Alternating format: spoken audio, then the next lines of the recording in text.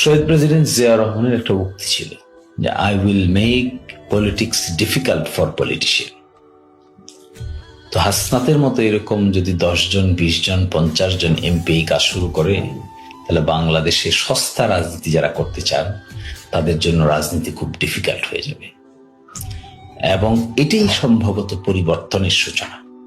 হাসনাতকে আমি ধন্যবাদ জানাই যে সে এরকম একটা ক্রিয়েটিভ, উদ্ভাবনী শক্তি সম্পন্ন কর্ম পরিকল্পনা বাস্তবে দেখানোর সুযোগ করে দিচ্ছে।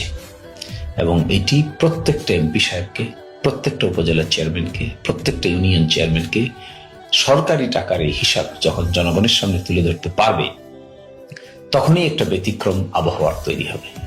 আমি আমার এলাকাও আমাদের যে নির্বাচনী ইশতেহার ছিল, এগুলোতে আমরা স্পষ্টভাবে ঘোষণা দিয়েছিলাম, কিন্তু শেষ পর্যন্ত জনগণ যেহেতু আমাদেরকে সাপোর্ট করেনি, আমরা সরকারিভাবে এই কাজ করতে পারছি না।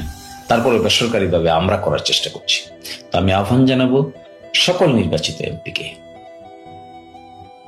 এখন আর ঢেকে রাখার সময় না, এখন আর সিক্রেট রাখার বিষয় না।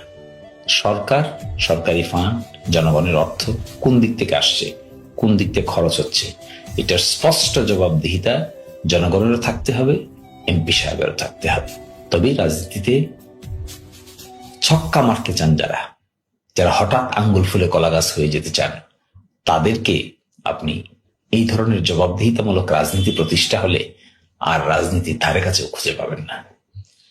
সাচ্চা লোক ছাড়া অটোমেটিক যাদের মনের ভিতরে এই সমস্ত পরিকল্পনা থাকবে সরকারি টাকা মেরে বড়লোক হওয়ার, তারা দেখবেন অটো রাজনীতি থেকে ঝরে পড়বে। সাচ্চা লোকের রাজনীতি প্রতিষ্ঠিত হবে, এটাই দেশ অগ্রসর।